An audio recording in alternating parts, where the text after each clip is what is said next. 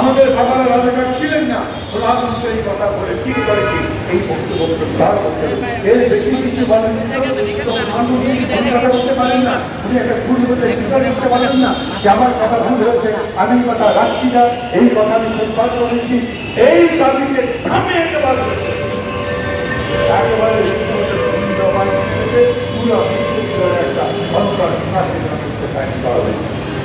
আমি আজকে অনুষ্ঠানের যারা আয়োজন করেছেন তাদের বিশেষভাবে ধন্যবাদ। কেন ওই ছাত্ররা, ওই শিক্ষার্থীরা তাদের বিশ্ববিদ্যালয়ের মধ্যে লড়াই করছে আপনার বিরুদ্ধে, পুলিশের বিরুদ্ধে, তারা অন্তত বুঝতে পারবে যারা বাইরেও আমাদের বন্ধুরা আছে, বাইরেও আমাদের শুভাকাঙ্ক্ষী আছে, বাইরেও সেই মানুষ আছে যারা ন্যায্য দাবির প্রতি সমর্থন করতে পারে। এবং শুধু এই কারণে তাদের কথা শুনে আমি এখানে বক্তৃতা করতে আসি। আমার বক্তৃতার কথা হচ্ছে, আমি ওই ছাত্রদের সাথে আছি।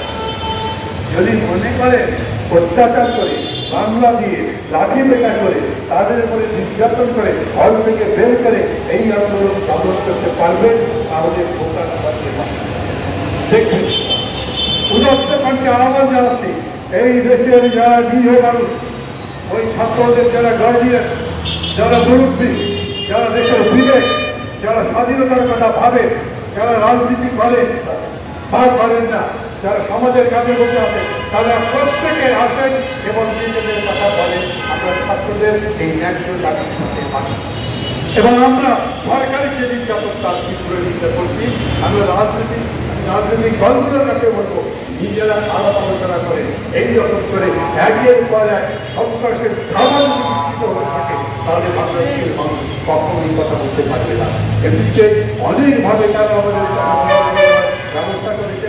এখন আমাদের বুকে এক হয়ে গেছে ক্ষুধার অন্ত নাই, আমাদের ক্ষুধায় আমাদের জিনিসপত্রের দাম কমাবার কোনো ব্যবস্থা নেই, আমাদের দেশের স্বাধীনতা বিপন্ন হচ্ছে, আমাদের দেশের সমস্ত দিক থেকে একটা নীরব দুর্ভিক্ষের মধ্যে চলছে।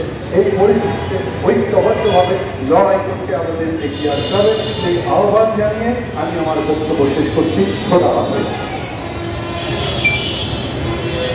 আজকের জন্য এখানে মানববন্ধন সমর্থন করার জন্য সবাইকে ধন্যবাদ। আমি